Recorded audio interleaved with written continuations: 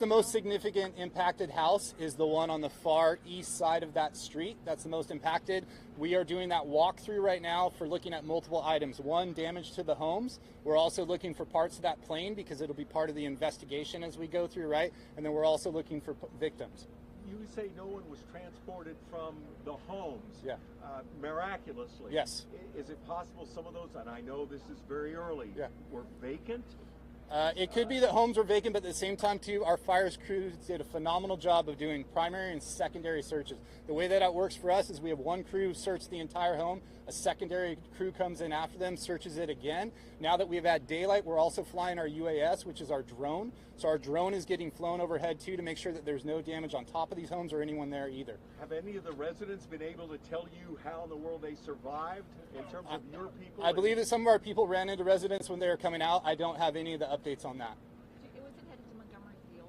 It looked like it was heading in Montgomery Field. Yes, if you look, you saw the plane come overhead was heading in that same direction. And do planes usually come in that late? Is that normal? I don't know on that one. Okay. On that, I'm unsure on that. When you say Midwest, yeah, that's about all you have? That's what we have right now. We'll have more information from the FAA on that once we get it. And for us, too, it's very important for us to find out how many people were on that plane. NTSB, have they talked to you and we're on our way from somewhere? Yes, NTSB is en route also to do the investigation. Do you know where they're from? No, I don't.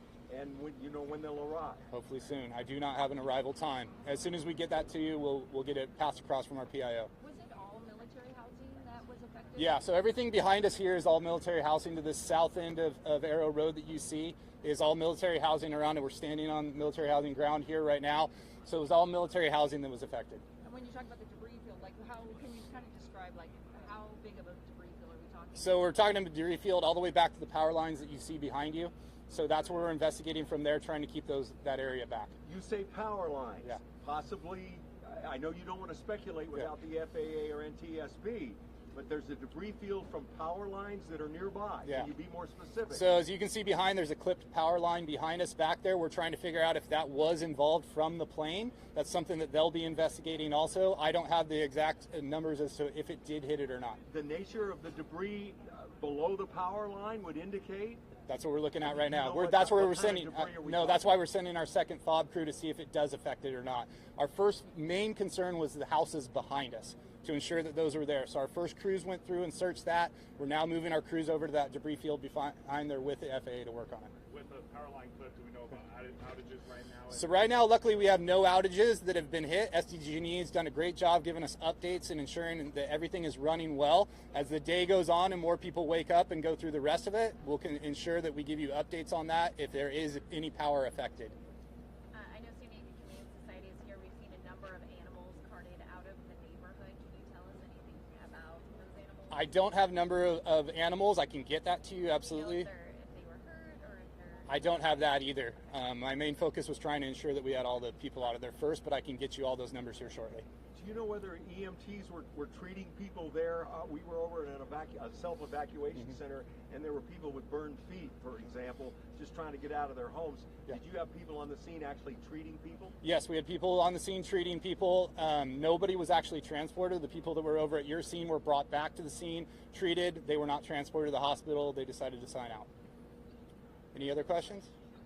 I think maybe for Captain Healy, what sort of services are available for the folks that are impacted back there? Yeah, certainly we've had a community-wide effort to really bring a lot of services we need. I know the USO, the emergency services for the city is, and I've also had multiple organizations reach out, connect and find ways they can connect with our families. So we're using Miller Elementary as that staging ground right now, and certainly there's a lot of things that we're going to have to look at moving forward for families to rebuild, their lives and their homes and things like that. Anything that somebody wants to do to help, who can I coordinate with? You can coordinate with the base, Naval Base San Diego Public Affairs, and we'll take it from there. How are the evacuated families coping right now? They're coping well. Certainly they're shocked, and to wake up to this, so certainly we're going to be by their side to make sure that they're properly cared for, as anyone would expect, and really appreciate the community-wide effort to support us in that endeavor. I don't know if you can talk to this, but we've talked to some of the military folks who live in the neighborhood, and they really jumped into action to help their neighbors. Probably a lot of their military training could have really helped out in a situation Well, like the gentleman standing behind me, I mean, we're trained to act, in crisis mode. So many of the sailors, Marines, and others that you saw really, stepped in and took action and got the families out. And certainly the first responders jumped on the scene very quickly to support us. So it's team effort. Captain, as the day goes along, is it possible there could be another evacuation center beyond Miller? Or is that the official one right now? And we think at this point, that's going to be the only one at this point, sir. I have one quick question just to clarify on the fatalities, and I know that's just you're looking at the plane, but is it accurate to say you believe that multiple people? It's accurate that multiple people believe we have multiple fatalities. From what we've found so far on scene, we do believe we have multiple fatalities, but we're going to have to go through and take our time and ensure that exactly what we have. Okay, guys, thank you for being out here and helping us get information out. We'll try to have another briefing before 11 o'clock, so I'll stand by for that. Thank you, guys. Thank you, gentlemen.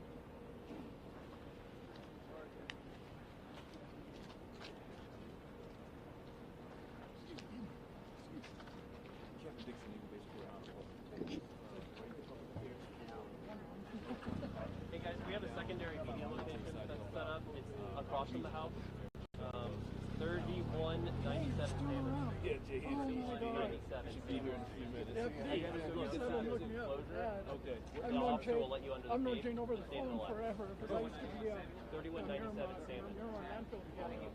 So we done a lot of shit. Okay, I'm Kevin Dixon. I'm gonna see if I can get Keely over here. Let me know on the but Jay should be here shortly. Candace Hadley is our fire carrier. She has the ones that the doors are